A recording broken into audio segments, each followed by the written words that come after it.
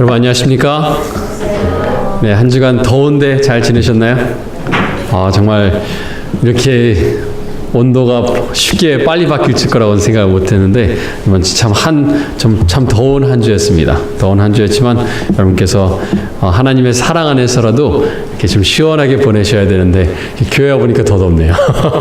네, 여러분 말씀으로 좀 뜨거워지시고 또 하나님의 사랑으로 시원해지시는 시간 되셨으면 좋겠습니다. 오늘 저희가 계속해서 로마서 말씀을 공부하고 있는데요. 오늘 저희는 로마서 11장을 공부할 차례입니다. 로마서 11장을 오늘 저녁에 다 공부를 하고 내일은 로마서 12장을 공부할 건데요. 오늘 11장의 제목을 인생 구비마다 함께 하시는 구원의 섭리라고 말씀의 제목을 정해봤습니다. 인생의 구비마다 함께 하시는 구원의 섭리라고 정했는데요. 제가 11장 말씀을 저희가 모든 절을 다 읽기에는 내용이 조금 많고요. 저희가 이곳저곳을 좀 보도록 할 텐데요. 11장을 보기 전에 좀 복습이 필요할 것 같습니다. 로마서 8장부터 저희가 복습이 필요할 것 같은데요. 로마서 8장 29절을 보겠습니다. 하나님이 미리 아신 자들을 또한 그 아들의 형상을 본받게 하기 위하여 미리 정하셨으니. 그래서 저희가 몇 주 전부터 공부하는 것이 무엇이냐면 하나님께서 우리를 구원받도록 어떻게 하셨습니까? 예정하셨어요. 미리 정하셨어요. 네. 그런데 그 정하신 것이 어떤 사람은 멸망당하고 어떤 사람은 구원받도록 하나님께서 정하신 것이 아니라 모든 사람들이 구원받도록 정하시고 어떻게 하셨는가 하면 구원받을 수 있는 길을 각자에게 하나님께서 허락을 하셨습니다.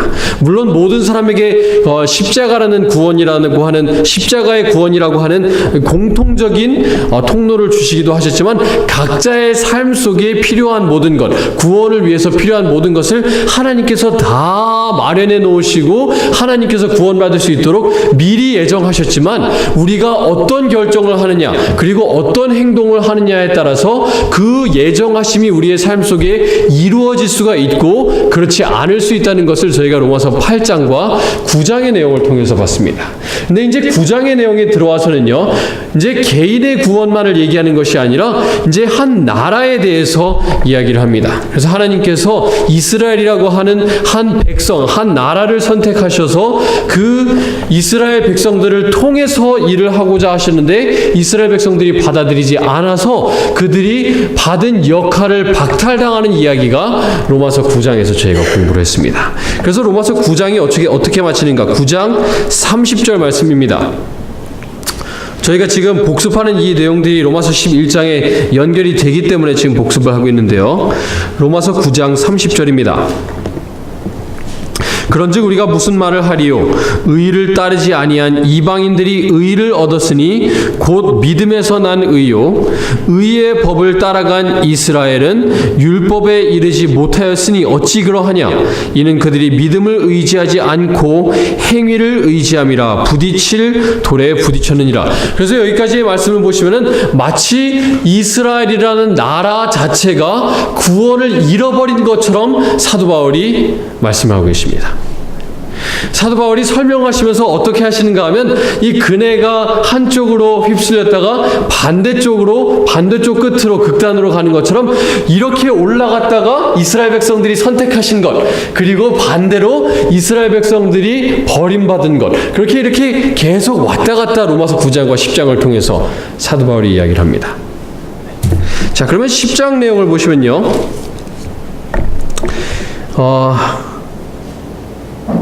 17절 말씀입니다. 10장 17절입니다. 그러므로 믿음은 들음에서 나며 들음은 그리스도의 말씀으로 말미암았느니라. 그러나 내가 말하노니 그들이 듣지 아니하였느냐. 네.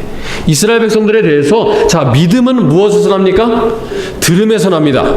그런데 이스라엘 백성들이 이 한 나라가 믿음을 소유했어요? 소유하지 못했어요? 소유하지 못한 채로 있기 때문에 사도 바울이 묻기를, 자, 믿음은 들음에서 나는데 이스라엘 백성들이 들었느냐 듣지 못했느냐? 들었다는 얘기입니다. 계속 말씀하시기를 그 소리가 온 땅에 퍼졌고 그 말씀이 땅끝까지 이르렀도다 하였느니라. 그러나 내가 말하노니 이스라엘이 알지 못하였느냐? 먼저 모세가 이르되 내가 백성 아닌 자로서 너희를 시기하게 하며 미련한 백성으로서 너희를 노엽게 하리라. 여기 시기하게 한다라는 표현이 있는데 이 시기한다는 표현을 여러분 마음속에 좀 각인시키시기 바랍니다. 저희가 공부할 11장에서 굉장히 중요한 단어로 사용이 됩니다. 시기하게 하다. 그래서 하나님께서 이스라엘 백성들에게 말씀을 주시고 기별을 주셔서 이스라엘 백성들이 들었는데 들음으로 인해서 믿음이 생겨야 되는데 믿음이 생기지 않았어요. 도대체 어떻게 됐느냐 이겁니다. 왜요? 반응하지 않았기 때문이에요. 반응하지 않았기 때문에. 자, 그래서 이제 11장으로 저희가 넘어오게 됩니다. 그래서 11장 1절 말씀을 보시면요. 그러므로 내가 말하노니 하나님이 자기 백성을 버리셨느냐. 버리셨어요? 안 버리셨어요? 여기 말씀하시기를 나도 그럴 수 없느니라. 나도 이스라엘이니요 아브라함의 씨에서 난 자요 베냐민 지파라. 로마서 10장에서는 말하기를 이스라엘 백성들이 믿음이 없다라고 말을 하더니 이제 로마서 11장에 와서 그러면은 이스라엘이 멸망당했느냐, 이스라엘이 하나님께로부터 버림받았느냐? 그렇지는 않다는 겁니다. 계속해서 왔다 갔다 하는데 이것이 사도 바울이 자기가 한 말을 지금 반대로 역설하는 것이 아니라 지금 사도 바울이 하는 것은 구원의 큰 그림을 보여주고 있는 거예요. 구원의 한 측면을 보여줬다가 다른 측면을 보여주는 거예요. 그래서 여러 퍼즐 조각을 맞춰 나가면서 구원의 큰 그림이 어떻게 맞춰지는지를 지금 사도 바울이 보여주고자 하고 있는 것입니다. 네, 김영준 선생님 죄송한데 좀 울리는 소리가 나는데 조금만 줄여주시면 감사하겠습니다.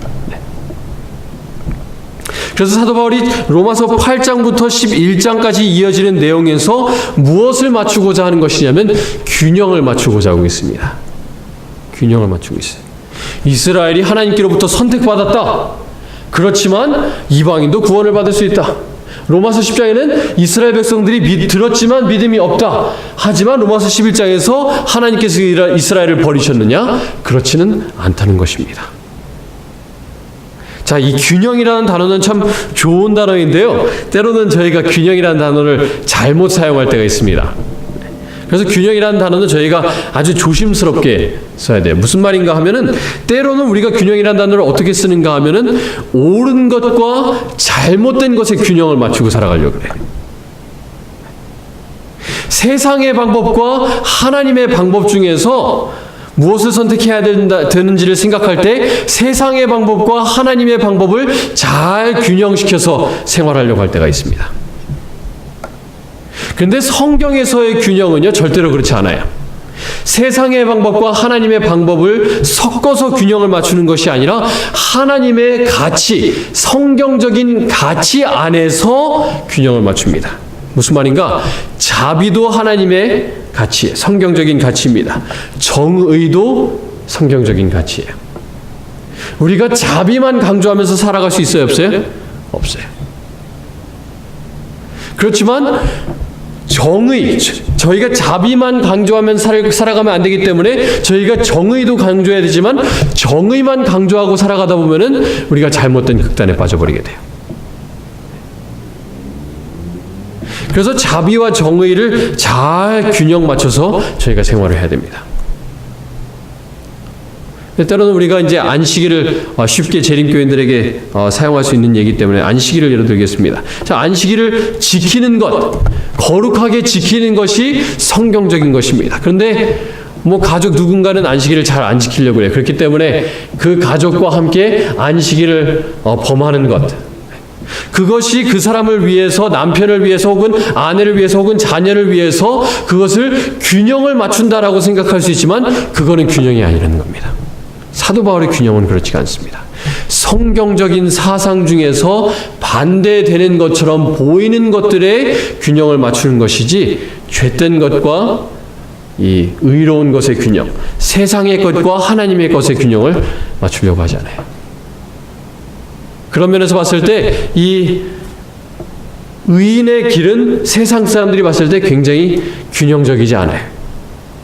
굉장히 극단적으로 보입니다. 좀 너무한 게 아닌가 그렇게 보일 때가 좀 많이 있을 수가 있어요. 자, 다시 본론의 말씀으로 돌아오겠습니다. 지금 사도 바울이 이스라엘 백성들을 하나님께서 버리지 않으셨다라는 예를 들면서요, 어떤 예를 드는가? 엘리야의 예를 듭니다. 2절부터 4절 말씀을 보겠습니다. 하나님이 그 미리 아신 자기 백성을 버리지 아니하셨나니 너희가 성경이 엘리야를 가리켜 말한 것을 알지 못하느냐?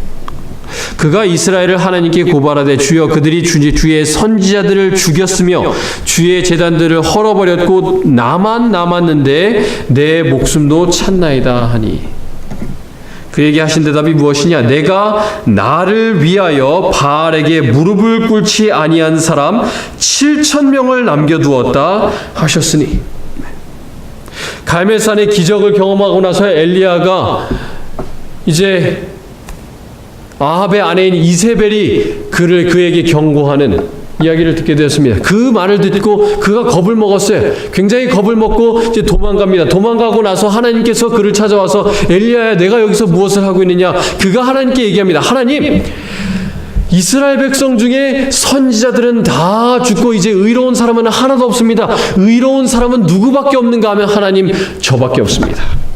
이스라엘을 버리셨습니까? 이스라엘은 버림받은 것처럼 보입니다. 하나님 도대체 어떻게 된 것입니까? 라고 그가 하나님께 물을 때 하나님께서 어떻게 대답하시는가? 너는 보지 못하지만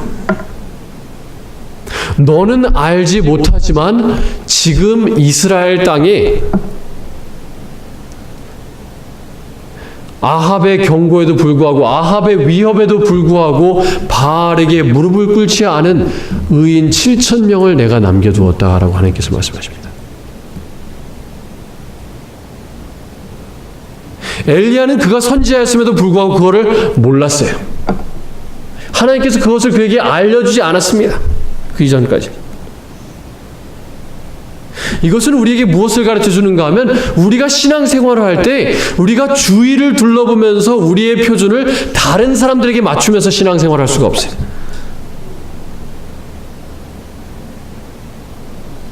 교회 다니면서 왜 나만 열심히 하지 그렇게 생각할 수 있지만 하나님께서는 그렇게 생각하지 않는다는 것입니다.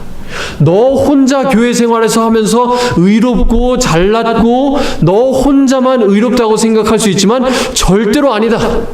내가 나를 위해서 남은 자손 7,000명을 이스라엘에 남겨두었다. 너희의 표준을 다른 사람들에게 두지 말고 말씀의 표준을 두고 나를 표준에 두고 신앙생활을 하라 하나님께서 말씀하십니다.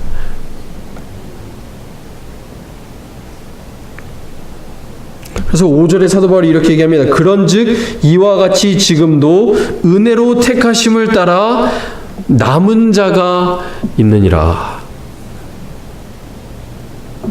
엘리야의 때도 하나님께서 남은 자들을 남겨두셨고 사도 바울이 로마서를 쓸 당시에도 하나님께서 이스라엘 백성들 중에 그리고 이 세상의 남은 백성들 하나님께서 선택하시고 하나님의 뜻에 따라서 하나님의 계명을 지키고 예수의 증거를 가진 사람들, 예수의 믿음을 지키는 사람들을 하나님께서 로마서가 쓰여질 그 당시에도 가지고 계셨고 이스라엘 당시 엘리야의 당시에도 가지고 계셨고 지금도 하나님께서 남은 자손들을 두고 계시다는 것입니다.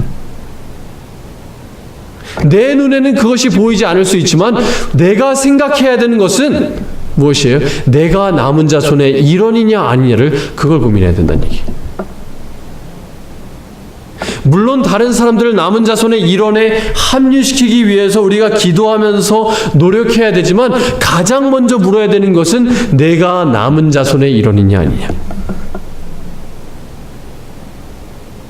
로마서 9장 27절 말씀 잠깐 보겠습니다.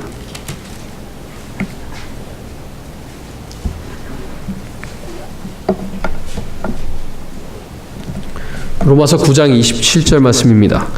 또 이사야가 이스라엘에 관하여 외치되 이스라엘 자손들의 수가 비록 바다의 모래 같을지라도 누구만 구원을 받으리니 남은 자만 구원을 받으리니. 그거를 이 말씀을 지금 현대에 맞춰서 번역을 하자면은 교회를 다니는 사람들이 수백만 명이라고 하더라도 수천만 명이라고 하더라도 그 중에서 구원받는 사람은 남은 백성밖에 없다는 것입니다. 제가 말하는 여기서 남은 백성은 지금 제7일 안식일 예수재림교회를 말하는 것이 아닙니다. 지금. 자, 재림교인들이 수천만 명이라고 하더라도 그 중에서 누구만 구원을 받는다? 남은 자만 구원을 받는다.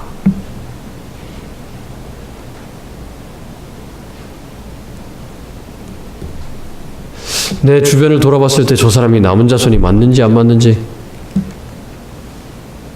불명확할 때가 있어요. 하나님께서 이 교회를 버리셨나? 이 재림교회를 버리셨나? 미주에 있는 한인교회를 버리셨나? 이 디트로이트 교회를 버리셨나? 그런 의문을 가지고 생활할 수도 있겠지만 하나님께서 엘리야에게 말씀하시기를, 사도 바울에게 말씀하시기를 그거 묻지 말고 내가 나를 위해서 내 남은 자손 알아서 잘 챙겨뒀으니까 너의 신앙을 잘 유지해라 말씀하십니다. 다른 사람 잘못하는 거 보기 바쁘지 말고 너의 삶 속에 개혁해야 될 부분이 없는지, 너의 삶 속에 부흥이 아직 일어나지 않지는 않았는지 확인하면서 자신을 시험하면서 생활하라고 말씀하십니다.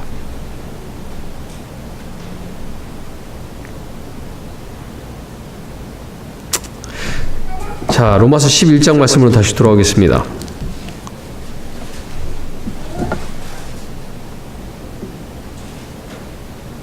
그래서 7절부터 보겠습니다. 그런즉 어떠하냐?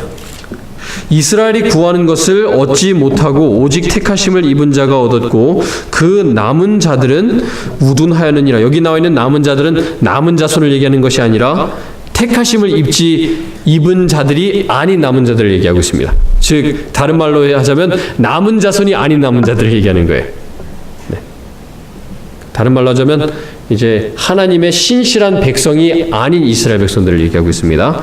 자, 그들이 우둔하여졌는데요. 8절에 기록된 바 하나님이 오늘까지 그들에게 혼미한 심령과 보지 못할 눈과 듣지 못할 귀를 주셨다 함과 같으니라. 다른 말로 하자면 하나님께서 그들을 완악하게 하셨다고 여기 표현하고 있습니다.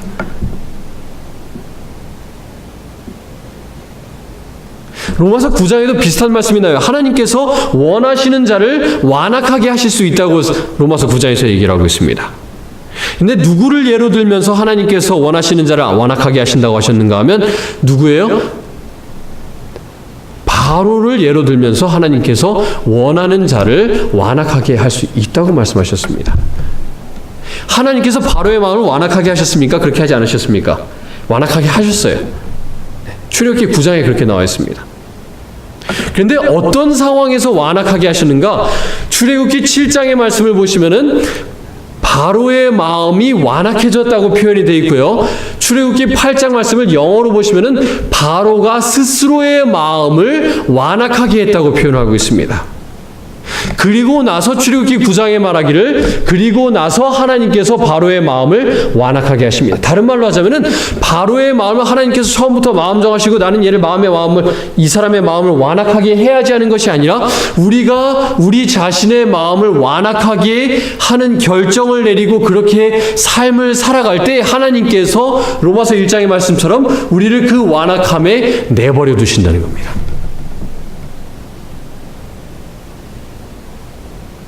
그런데 이 완악함에 내버려 두는 것이 여러분 놀라실 수도 있겠습니다만 이것이 하나님의 그 사람을 위한 무슨 섭리냐면 구원의 섭리예요.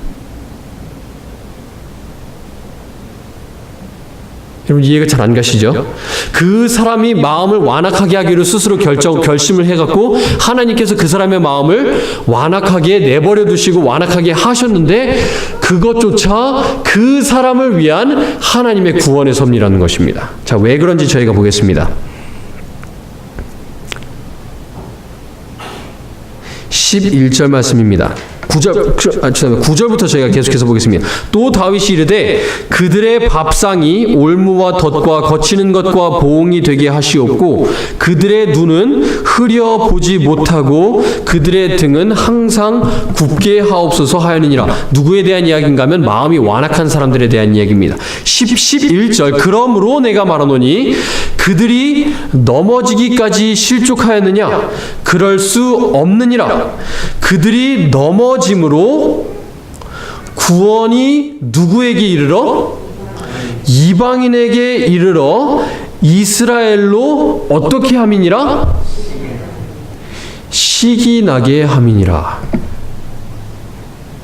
자, 하나님께서 구원의 섭리가 어떻게 나타나는지 보겠습니다. 자, 제가 하나님께서 저에게 말씀하시는데 성령님께서 저에게 죄에 대해서 의에 대해서 심판에 대해서 촉구를 하시는데 제가 그거를 계속해서 완강히 거절합니다. 제 마음을 계속해서 완악하게 강팍하게 만드는데 그렇게 하면 하나님께서 저의 뜻을 저의 의사를 존중해 주셔갖고 제 마음을 완악함에 내버려 두세요. 네, 이 11절의 말씀을 보시면 그렇게 하면 할수록 이스라엘 백성들이 그렇게 했습니다. 완악함에 스스로 이제 계속 그 완악함의 덫에 빠져 내려가면 내려갈수록 하나님께서 누구에게 구원의 기회가 더 잘 가게 됐는가 하면 이방인에게 구원의 기회가 잘 가게 됐어요. 그런데 이방인에게 구원의 기회가 많이 가면 많이 갈수록 누가 시기하게 되는가 하면 유대인들이 어떻게 하게 돼요? 시기하게 되는 거예요. 저들이 받은 빛을 보고 저들이 받는 이 구원의 기쁨을 보면서 나도 이러면 안 되는데?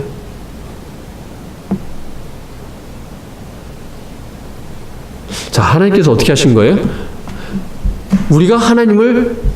하나님께서 우리를 구원받도록 결정하시고 미리 결정하시고 예정하시고 구원받을 수 있는 길을 하나님께서 준비해 두셨어요. 그 길로 가면 만사형통입니다.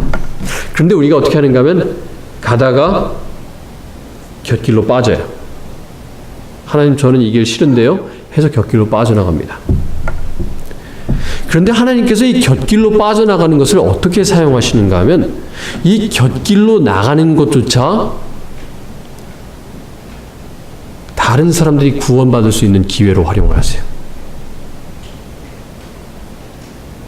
자, 그리고 나서 이 이스라엘의 예를 들자면요.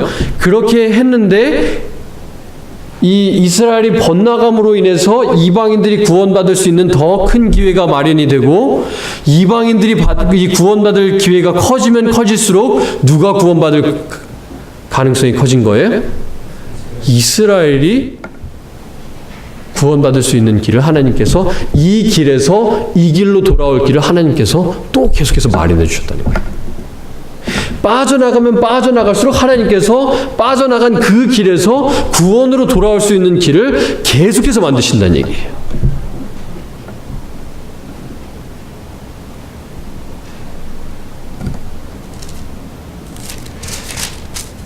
자, 16절 말씀 보겠습니다. 14절입니다. 죄송합니다.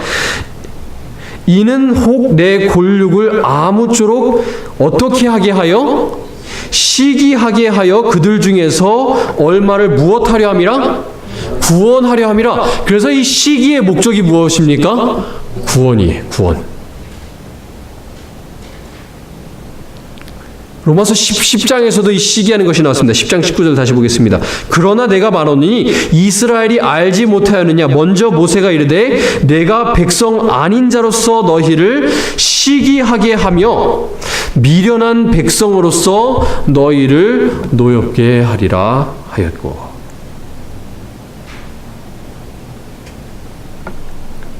그래서 시기하게 하는 것, 완악함에 내버려 두는 것조차 하나님께서 우리를 구원하기 위한 섭리로 하나님께서는 사용할 수 있다는 얘기예요.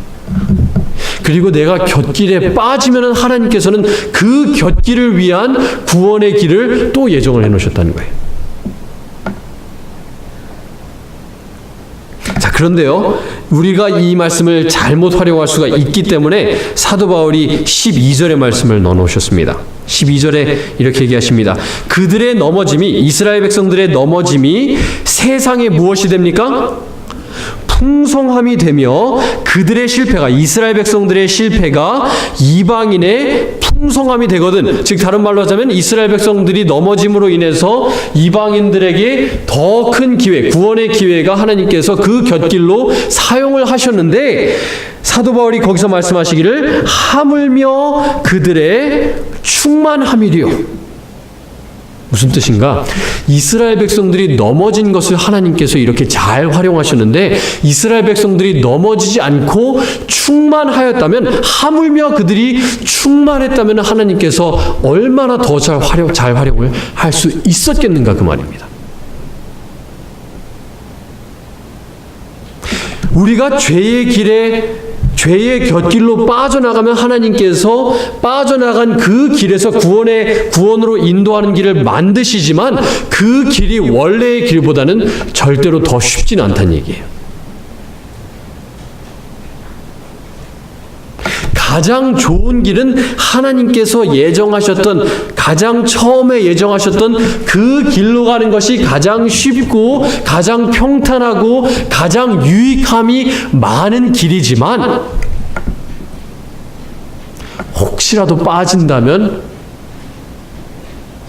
거기서 피할 길을 내주신다는 거예요. 빠진 그 길에서조차 모든 것이 합력하여 선을 이룰 수 있도록, 나에게만 선을 이루어지는 것이 아니라 나의 넘어짐으로 다른 사람에게까지 선을 끼칠 수 있도록 하나님께서 섭리를 취하신다는 거예요. 이거를 제가 어떻게 설명할 수 있는가 하면은 제가 설명을 할 수가 없어요. 그것이 각자의 삶 속에서 그 섭리가 어떻게 일어나고, 저의 죄로 인해서 다른 사람에게 어떻게 유익이 끼쳐지고, 하나님께서 그것을 저의 유익으로 어떻게 사용할 수 있는지는 제가 설명을 할 수가 없는데, 누구조차 그것을 설명하지 못하는가 하면 사도 바울 본인조차 그것을 설명하지 못해서 31절에 그가 이렇게 얘기합니다. 33절에 이렇게 얘기합니다. 깊도다 하나님의 지혜여, 하나님의 지혜와 지식의 풍성하며 그의 판단은 어떻게 하지 못할 것이며 헤아리지 못할 것이며 그의 길은 찾지 못할 것이로다. 하나님의 섭리를 우리가 이해를 할 수 없다는 얘기예요. 그래서 우리에게 가장 좋은 것은 뭐냐면, 죄에 빠지지 않고 하나님께서 우리를 위해서 예정해 두신 의의 길에서 계속해서 걸어나가는 것이 우리를 위해서 가장 좋은 길이에요. 하지만 곁길로 빠져나가면 하나님께서는 거기에서 또 길을 내주세요. 예를 들어 드리겠습니다. 아담과 하와가 선악과를 따먹었기 때문에 우리가 이렇게 고생을 해요. 하나님께서는 아담과 하와가 그 선악과를 따먹지 않도록 예정하셨습니다. 하지만 따먹음으로 인해서 죄가 더 많아진 그곳에 은혜가 더욱더 풍성하게 되었습니다. 따먹은 그 자리에 하나님께서 무슨 길을 내셨는가 하면 십자가라고 하는 구원의 길을 내셨어요. 그렇다고 해서 아담과 하와가 선악과를 따먹은 것이 좋은 일이었는가? 좋은 일은 아니었다는 거예요. 좋은 일은 아니었지만 하나님께서 사용하셨어요. 먹지 않았다면 더 좋았을 거라는 얘기입니다. 하지만 인간이 죄를 지음으로 인해서 누구에게 이득이 되었는가 하면, 반사적으로 이익이 누구에게 됐는가 하면, 우주 거민들이 인간이 죄를 짓고 인간이 지은 죄를 용서하기 위해서 예수님께서 십자가에 돌아가시고 조사심판을 통해서 하나님께서 자기의 의를 드러내심으로 인해서 인간의 죄로 인해서 우주 거민들이 이익을 받게 됐어요. 물론 인간이 죄를 짓지 않았다면 더 좋았겠지만 그거를 통해서 얻을 수 있는 이익이 있었다는 것입니다. 또 하나의 예를 들어 드리겠습니다. 여러분 잘 아시는 삼손의 이야기. 삼손이 가장 많이 죽였던 게 언제였습니까? 가장 많은 사람들을 죽였던 게 그가 죽는 순간에 이 기둥을 넘어뜨리면서 가장 많은 사람들을 죽였습니다. 우리가 그 이야기를 보면서 삼손이 죄를 지었기 때문에 삼손이 그가 이 들릴라에 빠져서 그가 자기의 비밀을 알렸기 때문에 하나님께서 마지막 순간에 그를 가장 크게 사용하셨다, 그렇게 착각할 수 있지만 그것이 아니라 하나님께서 원래 삼손을 위해서 가지고 계셨던 계획은 그게 아니었어요. 더 크게 훨씬 더 좋은 선하신 뜻을 위해서 사용하실 수 있었지만 삼손이 계속해서 곁길로 빠져나갔습니다. 곁길로 빠져나가면 하나님께서 다시 돌아오는 그 길을 마련하셨어요.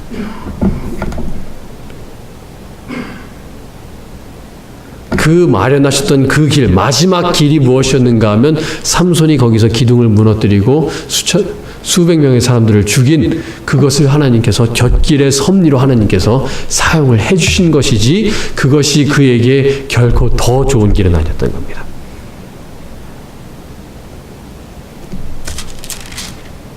자, 이제 이스라엘 백성들에 대해서는 그렇게 얘기를 했고요. 자, 이제 반사의 이익을 누가 받았어요? 이방인들이 받았습니다. 자, 이제 이방인들에게 이제 사도 바울이 말씀하십니다.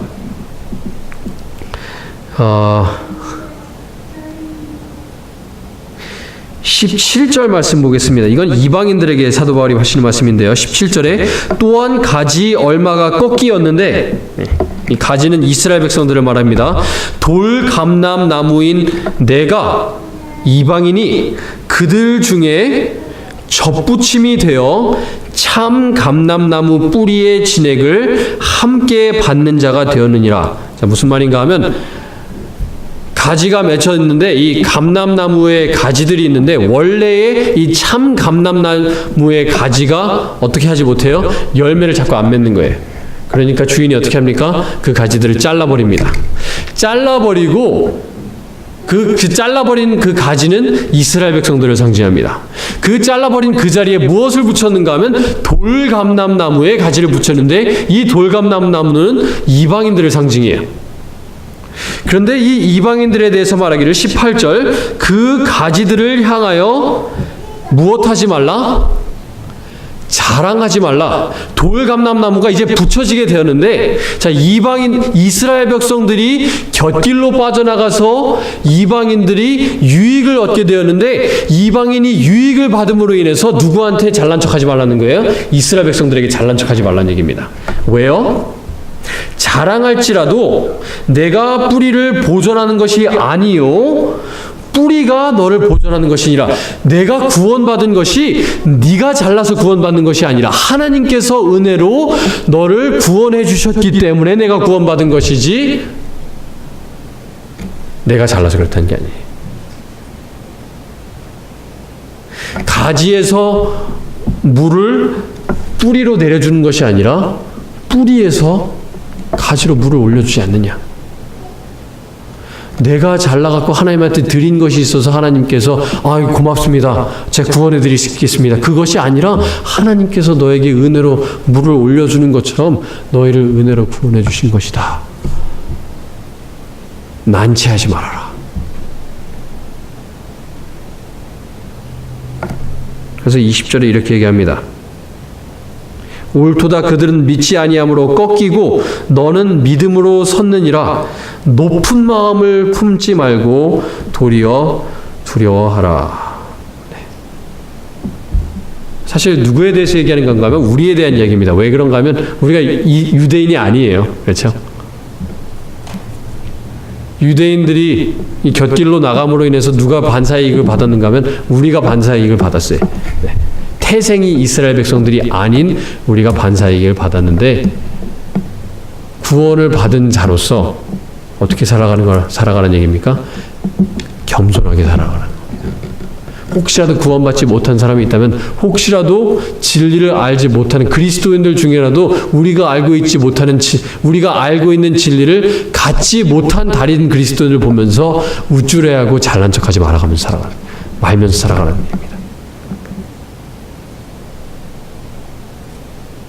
하나님께서 그 사람들을 위해서도 그 곁길 속에서도 그 사람들이 구원받을 수 있도록 길을 계속해서 내고 계세요. 빠질 때마다 하나님께서 또 곁길을 내세요. 돌아올 수 있는 길을 내세요.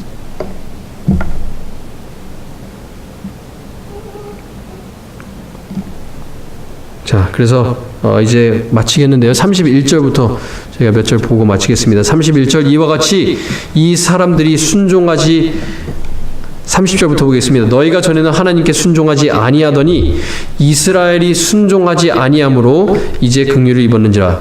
네, 이방인에 대해서 얘기합니다. 31절 이와 같이 이 사람들이 순종하지 아니하니 이는 너희에게 베푸시는 긍휼로 이제 그들도 긍휼을 얻게 하려 하심이라. 그러니까 하나님께서 이방인만 불쌍히 여기시는 것도 아니고 하나님께서 유대인들도 불쌍히 여기신다. 그래서 32절 말씀, 오늘 결론 말씀입니다. 하나님이 모든 사람을 순종하지 아니하는 가운데 가두어 두심은, 즉 거기에 내버려 두심은, 그 완악함을 하나님께서 때로는 허락하시는 것은 긍휼로 모든 사람에게 무엇을 베풀려 하심이로다? 긍휼을 베풀려 하심이로다. 하나님께서는 저를 위한 개인적인 구원의 청사진을 가지고 계시지만 나를 위해서만 가지고 계신 것이 아니라 내 옆에 있는 성도님, 이 교회 밖에 있는 사람들, 다른 종교를 가지고 있는 분들, 불교 신자들, 이슬람 신자들, 제가 말하는 것이 예수님 이외에 다른 구원이 있다는 걸 말씀하는 거 아니라는 건 여러분 잘 아실 겁니다. 물론 예수님께서 구원의 길이시고, 물론 우리가 예수님을 믿는 의로만 우리가 구원을 받을 수 있고 믿는 사람들은 율법을 순종해야 되는 것이 맞지만 이 길에서 벗어난 사람들이 이 길로 돌아올 수 있도록, 옳은 길로 돌아올 수 있도록 하나님께서는 늘 길을 내신다는 거예요. 왜요? 그들을 불쌍히 여기시기 때문에.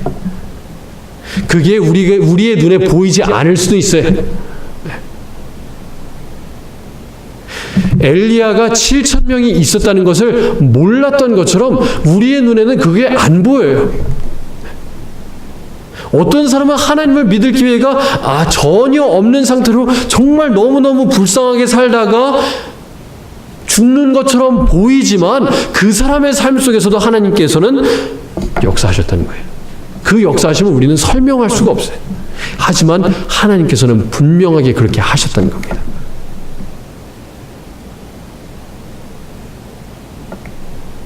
왜요? 그들을 불쌍히 여기시기 때문에. 하지만 사도 바울은 말합니다. 우리가 그것을 다 헤아릴 수는 없다. 우리가 하늘나라 가게 된다면 조금 더 자세히 볼 수는 있을 것입니다. 하나님께서 저 사람, 정말 기회가 없어 보였던 저 사람. 제가 중학교, 고등학교 동창 중에 한 명이 고아가 하나 있어요. 그래서 그 친구가 이제 고아원에서 자랐는데, 이 고아원의 친구들이, 여러 명의 친구들이 이제 오토바이를 타다가 몇 명이 같이 죽는 그걸 봤다 그래요. 그래서 이 하나님을 자기는 하나님을 믿지 않는데 하나님께서 왜 그들에게 기회를 주지 않으셨느냐, 그거 물었어요. 하나님께서는 그들에게 기회를 주셨지만 어떻게 기회를 주셨는지 저는 설명할 수가 없어요.